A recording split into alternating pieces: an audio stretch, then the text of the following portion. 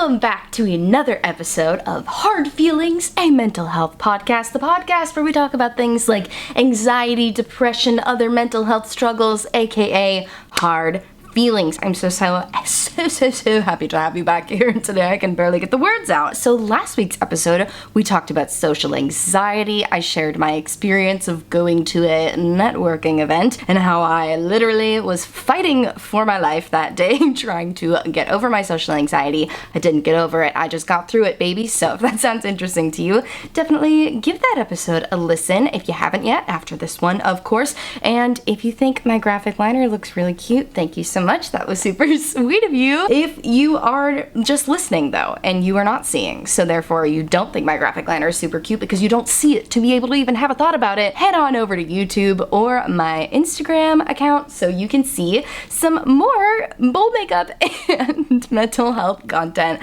I'm so scrambled today. Oh my goodness. But let's get into this week's episode because I'm talking about social anxiety again, but I want to talk about it through a bit of a different lens. My therapist and I have been really going in on the social anxiety topic lately, and I love it, and I love to see it because it's what I deal with constantly. So the title I have for today's episode, which will probably not end up being the actual title of the episode, but what I've written down for myself is Giving Yourself Permission to Be Antisocial. That is what I want to talk to you about today. And if I'm being completely honest with you, this episode was inspired by an episode of Gilmore Girls. I'm currently doing a rewatch in anticipation of the fall season, and there's an episode which season 2 spoilers ahead if you haven't seen it in the last 20 years since it came out. I'll be vague about it. So there's an episode where Rory gets recruited by like a sorority, which she's basically forced to join. So her guidance counselor and principal think that she's not being social enough. So they basically force her to be social, and she ends up joining this whole sorority thing, and it's a whole mess, and they end up like breaking into the school and getting in trouble. And she's so frustrated because she's like, you're the ones who forced me to be social, and now I'm getting in trouble because I fell in with a group that I didn't actually like. And that really hit me because they forced her to be social when she did not want to be social in that moment. She got in trouble because she liked to read and listen to music at lunchtime, and they thought she should be socializing more. That just like really made me feel very empowered, and it reminded me of stuff that I've talked about in therapy, where my therapist has told me, like, if you are not enjoying a social situation, you don't have to force yourself through it. If you're not enjoying it, don't do it, you know? And that sounds very vague. I promise I'll get into more of what I mean by that. But yeah, that is the topic of today's podcast. We're talking about being antisocial and proud. So if that sounds of interest to you, keep on listening because we're getting into it right now. The word antisocial itself just has such a negative connotation, right? You hear the word antisocial and you think weird, standoffish, rude, maybe somebody who thinks they're better than everyone else, and that's why they're not socializing. One, those are all projections. That's not guaranteed why that person is not doing that. That person might just be incredibly socially anxious and is like fighting a war in their head, and it's making their face look angry when in reality they're really just mad at themselves because they're so stressed out from the social anxiety. But I have recently come around to the idea that it is okay to not want to socialize all the time. I think that we get a lot of pressure put on us from the people around us who are maybe more social than us. You know, everyone has a different social battery. Everyone has a different amount of time that feels good to be socializing. For some people, it's like 2 minutes. For some people, it's days. They could go days of hanging out with different people and just constantly going from one thing to the other, and that makes them feel great. But that doesn't make them any better of a person than the person with a smaller social battery, you know? And I think as a society, we often put pressure on people to have bigger social batteries and to say that it's not fulfilling, your life is not fulfilled if you don't constantly go around doing different things, traveling the world, being with different people. And like, I'm not saying don't travel if you don't want to, but like there's a lot of pressure on us to be social. And I know myself, I put this pressure on myself to be what I call the cool, spontaneous girl. I sometimes try to cosplay as her. I never do it very successfully. But the cool spontaneous girl is down for anything. You can invite her to drinks and tell her it'll probably be a couple hours, and she won't care if it goes on for 4 or 5 hours. She won't care if you want to change the location at the last minute. She won't care if you want to go out to eat afterwards and get on the train and travel and do all these things. She's just down for whatever, man. I'm so not her though. Oh my gosh, I'm so unbearably not the cool spontaneous girl. I am the give me a detailed plan of exactly what we're doing girl. I am the make sure we are home before 9 p.m. girl. Like, I do not want to be spontaneous in that way. And that doesn't mean I can't still be spontaneous in some ways, you know? Hey, if I'm walking down the street and a new ice cream place has just opened up, I'm gonna pop in and go try some. Like, that's spontaneity, baby, still, okay? Like, but I just don't like to be spontaneous when it involves a long social interaction. Like, if I'm going out, already putting myself outside of my comfort zone, you know, like, my home is my comfort zone, my neighborhood is my comfort zone. If I'm already stepping outside of my comfort zone, I don't want that to be extended, you know? And I think that's okay. And that's something me and my therapist have been discussing a lot, where it's okay to set expectations with people. It's okay to set limits with people. So let's say you get invited out by some friends to go out for drinks, and your social anxiety is telling you like, oh, no, I don't want to. I'm gonna be awkward. I'm not gonna know what to say. But you really feel like, for whatever reason, you want to go anyways. You know, maybe it's somebody's birthday. Maybe you just like feel obligated. One, always respect your mental health. You know, like if you can't, you can't. But if you really feel like you have to, set expectations. Say, okay, I'm gonna go, but I'm only gonna stay for an hour. That's fine. You don't need to feel like you need to put on this cool spontaneous girl cosplay every time you go out. I do that to myself sometimes, where I will sometimes only set the expectations in my head, where I'll decide like, oh, okay, I'm gonna stay for an hour, but I won't tell anyone, and then I'll be there, and then I'll feel bad, and then I'll feel guilty, like I can't because I didn't set up the expectation beforehand. So that's something I need to actively work on, is really just like sticking to my boundaries, you know? No one's gonna be mad at you if you say, oh, I can only stay an hour, and if they are mad at you, tell them to stick a sock in it, you know? Like, is that something people say when they want you to be quiet? I don't remember. It sounded right, didn't it? But yeah, like, you gotta hold those boundaries with people, and you know what? Maybe you get there and you are having a lot of fun and you feel like, okay, my social battery is a little bit longer tonight. No one's gonna notice if you don't leave after an hour, and if they do, you just say like, oh, that's okay, I can be a little late. Gives you even more street cred, makes you look even more cool if you tell them you're gonna be fashionably late to your next thing you're going to. You're a jet-setting person. You have many, many events that you've been invited to. I just keep creating new characters for myself to play.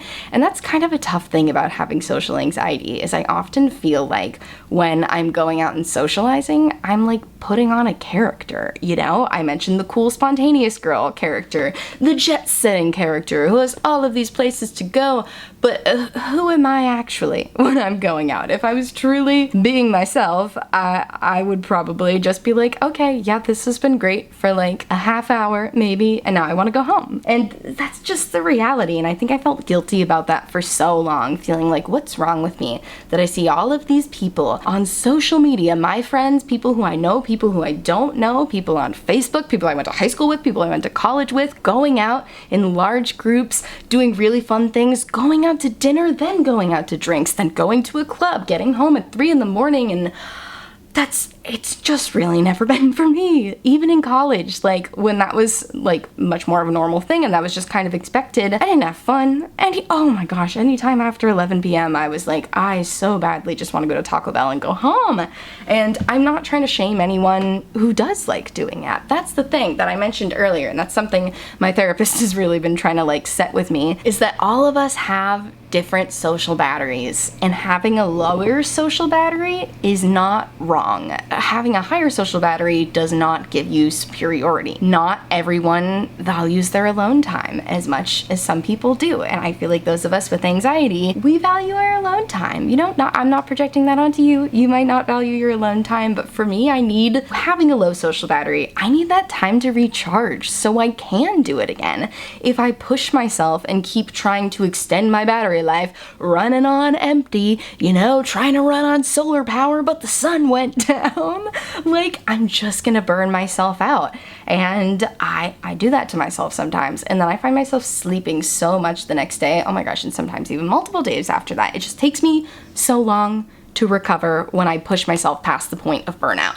And I don't want that for me. I don't want that for you. And I really feel like the best thing we can do for ourselves is just setting those limits, like evaluating for yourself. Something my friend Harley's been talking about a lot lately is the spoon theory, like how many spoons you have in a day. At the Harley Jordan, definitely check her out on Instagram. She is wonderful. I will put her name in the show notes. But so she's been talking about the spoon theory, which basically is the idea that you only have so many spoons every single day, and every activity or task you do takes a certain amount of spoons, and it's going to be different for person to person. For some people, going out for drinks with friends only takes them 1 spoon. It's very low effort, it's fun, it's enjoyable. It might not even cost them a spoon at all. But for me, that would be a few spoons. Like, that would take a lot more energy for me. Certain people can call people up on the phone and FaceTime and talk for 3 hours, and that takes them 1 spoon because it's fun.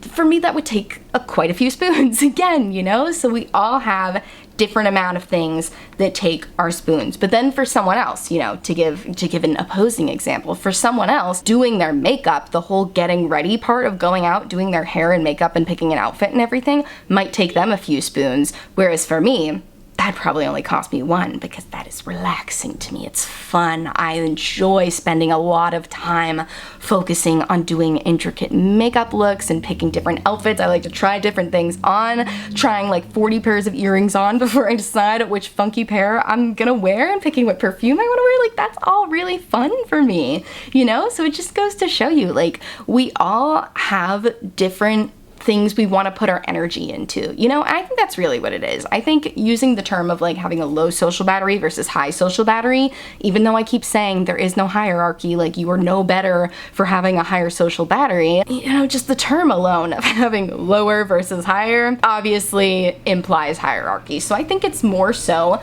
that we all have the same total battery, maybe. Oh, but that's not even true, because there are some people that have chronic illness that are like taking their energy out too. Oh, well, I guess, okay, I'm figuring this out in real time. I hope you're enjoying this long rant. But so we all have the same battery, but we all use that battery's energy for different things. And for some people, they can afford to use a lot of their battery's energy towards socializing, whereas for other people, so much of their energy is going towards their chronic illness they're fighting, their mental illness that they're fighting, anxiety, needing to recharge, or just to things that bring them joy that don't involve socializing, like sitting here doing my makeup, reading. Some people love to just spend all their time reading. Freaking Rory from Gilmore Girls just wanted to read books and listen to her Walkman during lunch. I don't think there's anything wrong with that, you know? Don't think of it like you have a teeny tiny battery and everybody else has a big battery. We've all got the same battery, but we're all choosing to use that battery on different things. There's spoons inside the battery. It's an enormous battery filled with spoons. I hope this makes sense.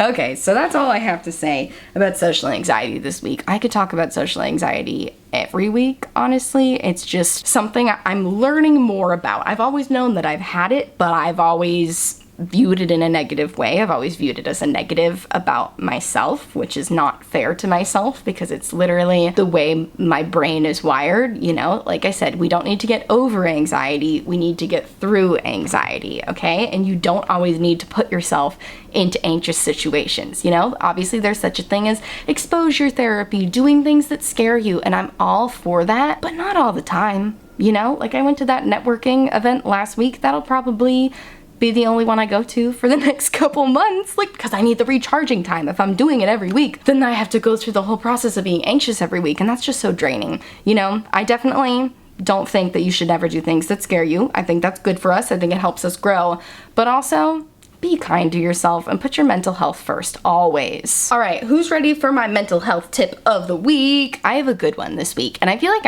I've mentioned dancing before, and please don't click out of this podcast. Please stay. Don't be turned off by the word dancing. Hear me out, okay? I took dance lessons all growing up and everything, and I feel like that is how I maintained my mental well-being as a kid. Like, even if not realizing that I was doing it consciously, movement makes me feel so good. It gives me so many endorphins, and dancing is my favorite way to move. And over the last couple years, I've been doing these dance workouts from MadFit. I will link her down below.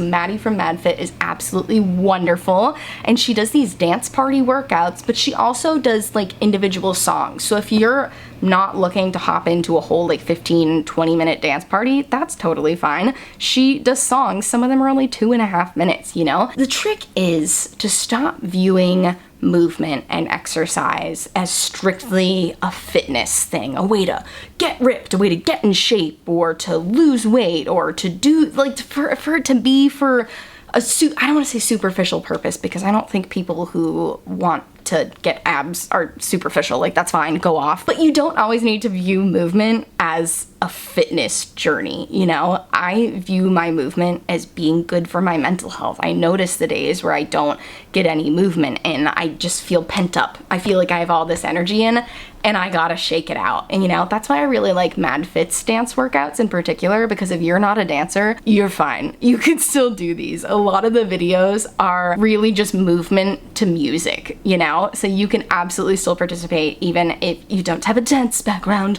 like I do. If you're not watching, I am doing little salsa moves for you right now. I don't have salsa experience. I took jazz and ballet and tap, but no salsa. But yeah, I am gonna link some of my favorite MadFit dance workouts down below. She's got many Taylor Swift ones. She's got a Harry Styles one. She's got One Direction ones. She's got Dua Lipa. She's got Ariana Grande. She's got so many freaking fun ones. It's just an absolute blast. It's giving me so much joy. I'm getting so amped up just talking about it. I wanna go do a MadFit dance workout right now. All right, and that brings us to our mental health song of the week, and I finally have a song for you that isn't by Lucy Dacus. Everybody please applaud me. I can't help it. I just love her so much. I've still been listening to her constantly, but I do have a new artist today. She's not a new artist. I have an Olivia Rodrigo song for you. It's from Sour. It's the song Enough for You, and it's healed my inner child, if I'm being completely honest with you, because I had a moment where I was like, why am I listening to this album written by like an 18-year-old girl? Like, I have so many judgments about my 18-year-old self. I have regrets. I have things I wish I did differently, red flags that I ignored, and I was projecting all of that onto the lovely 18-year-old Olivia Rodrigo. She's 20 now, but you get it. Sour was written when she was 18, and so I said, okay, let me just listen to this album without judgment and just listen to the words itself and not even think about the age that she wrote this, and I literally found myself sobbing at this song. It is so beautiful. You know, the whole song, she talks about like she did all of these things to change herself to be enough for this person, but she was never enough. She was never enough no matter what she did. And you know, for a lot of the songs, she talks down on herself. Maybe I'm just not as interesting as the girls you had before. But God, you couldn't have cared less about someone who loved you more. Oh, devastating. I'd say you broke my heart, but you broke much more than that. Now, I don't want your sympathy. I just want myself back. How relatable is that? Even if you don't relate to it from like a relationship perspective, I think from a people-pleasing perspective, it hits really hard, because I can't tell you the amount of times I've had an identity crisis throughout this year, being like, who am I? I literally don't know who I am. If I strip away all of the people-pleasing, if I strip away all of the cosplaying as somebody else in order to fit an exact situation, I don't know. I really don't know. I'm trying to figure it out, but I really do relate to the sentiment of all I ever wanted was to be enough for you. And you know, that you can be a bunch of different people. That you can be whoever I'm talking to, whoever I'm in a situation with at the time. So I just think the song is really beautiful. It's really cathartic to listen to as someone who is now 10 years separated from being 18. I'm 28, and for those of you who don't want to do the math, yeah, very healing, very beautiful song. All right, you guys, that is a wrap on this week's episode. I hope you enjoyed listening to me, giving myself permission to be a little more antisocial and to put our mental health first always, and to not feel bad about having buying a different battery than other people. You know, we have to do what's best for us. What's that saying people say? If you don't fill your own cup, you can't pour into others. You know, as someone who is like I've said a million times, a people pleaser to my core, and I like helping people. I really like doing good things for other people. It's fulfilling for me, but I can't pour from an empty cup. I can't pour from a place of burnout. I can't help from a place of burnout, so I need to prioritize my own mental health and give myself to recharge so that I can pour from a full cup. So I hope that hits with you. It's really been hitting with me lately, and I hope you liked this week's episode. Definitely subscribe, follow. I forget what the different buttons are on the different places. If you are listening to us on Spotify or Apple Podcasts or wherever you listen to podcasts, do me a favor and rate and review the podcast, and feel free to let me know what you want to hear about next in your review. I don't know how else you can communicate with me if you only follow me through Spotify or Apple Podcasts. Come over to Instagram though. Shoot me a DM. I'd love to chat with you. Come over to YouTube. Leave me a comment. I think the YouTube videos are fun because you can see my facial expressions, and as someone who has extreme social anxiety, I would love for you to see my facial expressions so you can know that I'm being sweet and you can know that I mean all of this with love and affection. Another word for love. I'm not a therapist. I'm not a psychiatrist. I'm not giving you medical advice. Please talk to a therapist or a psychiatrist if you are looking for what's best for you in your mental health journey, but I just hope that sharing mine helps give you some inspiration to take that next step in your mental health journey. You know, we don't have to feel sad forever. You know, there is hope. I had a lot of dark moments over the past couple of years, especially since 2020 pandemic stuff hit me hard for sure, but I've also had a lot of lovely moments, and I've had a lot of self-discovery along my mental health journey, and I want that same thing for you. Oh, look at me rambling at the end of the episode. Thank you so much for watching, and I will see you next Friday with a new episode. Bye! Take care of yourself!